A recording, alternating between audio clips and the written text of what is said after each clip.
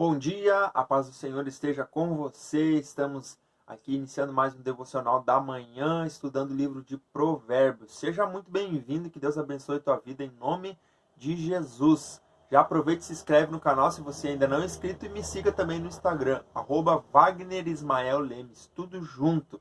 Será uma alegria ter você comigo. E vamos então à leitura do capítulo 30, nós já estamos quase finalizando nos dois últimos capítulos agora, 30 e 31 de Provérbios. E aqui nós temos, então, os ditados de Agur. Agur, então, agora foi incluso, né, os ditados dele no livro de Provérbios. Então, não são ditados de Salomão, mas são ditados de Agur. E diz assim, então, o versículo 1 do capítulo 30 de Provérbios.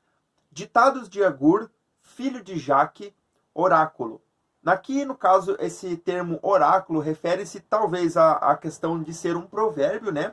Também a questão de ser uma sentença, ou também ao fato de, possivelmente, Agur ele ser um profeta, né? Então, por isso que utiliza-se o termo oráculo.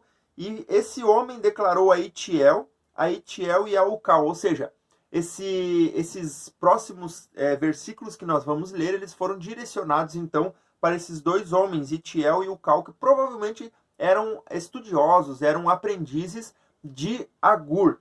E ele diz assim, então, no versículo 2 e 3, o seguinte: sou o mais tolo dos homens, não tenho entendimento não tenho entendimento de um ser humano, não aprendi sabedoria e nem tenho conhecimento do santo. Então, aqui Agur, na verdade, ele está se posicionando como a mais inferior das pessoas. Apesar de ele ser um homem que foi incluído, seus textos, né, os seus provérbios, no livro aqui de Provérbios, ele se considera uma pessoa sem sabedoria, por incrível que pareça, né? Mas aí que nós precisamos parar e entender que quando a gente está relacionando a nossa posição com a grandeza de Deus, ou seja, o nosso lugar e o lugar de Deus, a gente entende realmente que a gente é isso tudo que ele falou aqui. E olha só o que ele começa a dizer, então, a partir do versículo 4, em relação à grandeza e ao poder de Deus. Olha o que ele diz: quem subiu aos céus ou desceu?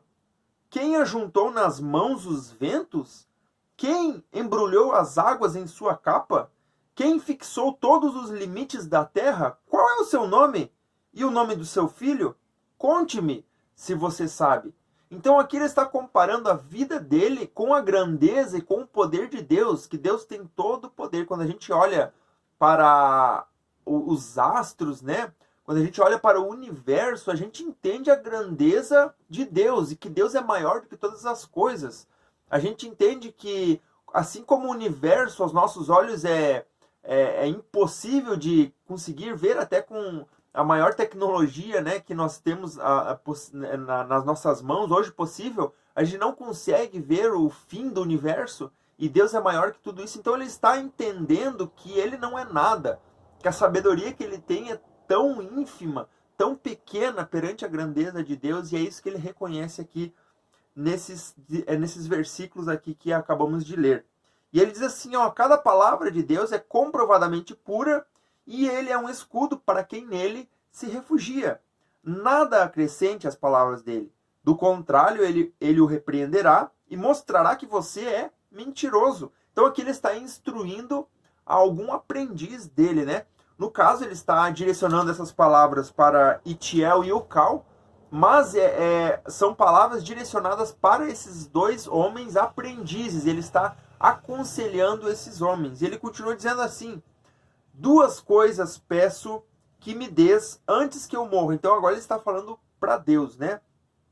Mantém longe de mim a falsidade e a mentira.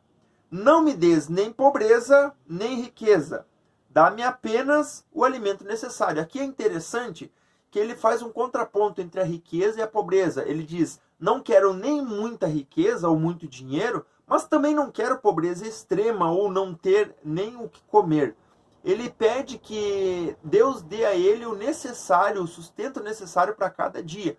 E é interessante que, quando a gente faz esse contraponto entre a riqueza e a pobreza, é interessante notar que a riqueza tem os seus digamos assim, os seus prejuízos, mas também tem seus benefícios, ao passo que a pobreza também tem seus prejuízos e seus benefícios. Por exemplo, na pobreza você tem a escassez.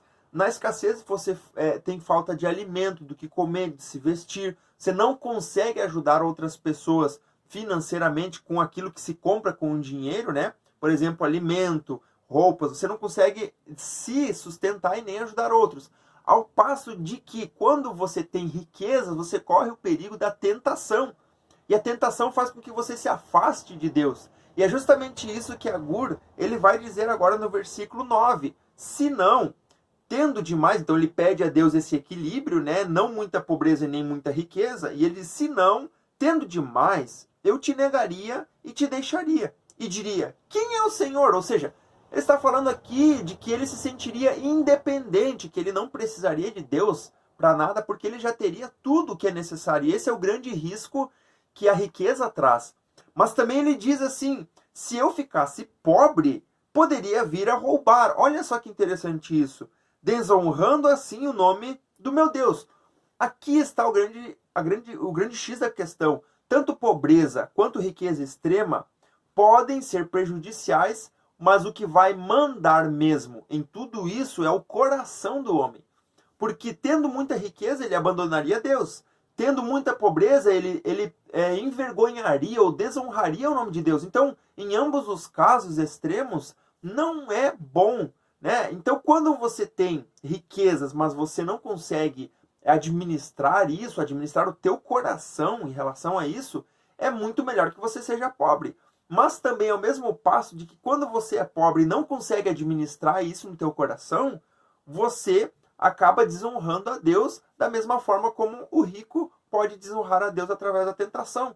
Então aqui nós precisamos entender que o que manda é o coração do homem, aonde está o coração, porque nós lemos que aonde estiver o teu tesouro, aí estará também o teu coração, e é justamente isso que esses textos aqui trazem para nós. E eu queria deixar então essas palavras para você nessa manhã, para que você pudesse refletir naquilo que nós acabamos de ler, tá bom?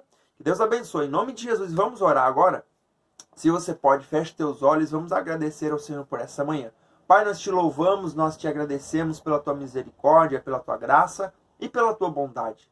Obrigado, Senhor, por esse dia tão maravilhoso, por cada pessoa que está me acompanhando aqui. Tu venha abençoar, livra-nos do mal, Senhor, de toda tentação, Senhor. Pai amado, que tu possa prover os recursos necessários para cada um, mas primeiro, Pai, antes de nós termos riquezas, antes de nós termos dinheiro, nós pedimos que tu sonde o nosso coração, para que a gente possa se conformar àquilo que tu tem para nós e não deixar, ó Pai, muitas vezes as coisas do mundo chamarem mais atenção da nossa vida do que a tua vontade e a tua palavra. Que as tentações não venham nos derrubar, mas que a gente possa ter o nosso coração independente daquilo que temos, dos nossos bens materiais, das nossas posses, que nós possamos ter o nosso coração firmado em Ti, na Tua palavra, sempre com o coração humilde, Pai, honrando a Ti acima de todas as coisas.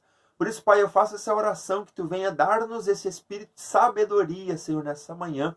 A cada um que está me acompanhando, Deus, em nome de Jesus, ó Deus, peço e agradeço. Amém e amém. Graças a Deus, que Deus abençoe tua vida, que você possa ter um dia de vitória na presença do Senhor, amém? Eu espero você amanhã, então às 6 horas nós temos mais o nosso devocional e eu espero você para nós estarmos refletindo aqui a respeito de prosperidade financeira, familiar e prosperidade espiritual. Que Deus abençoe sua vida e nos vemos. Até lá, Deus abençoe.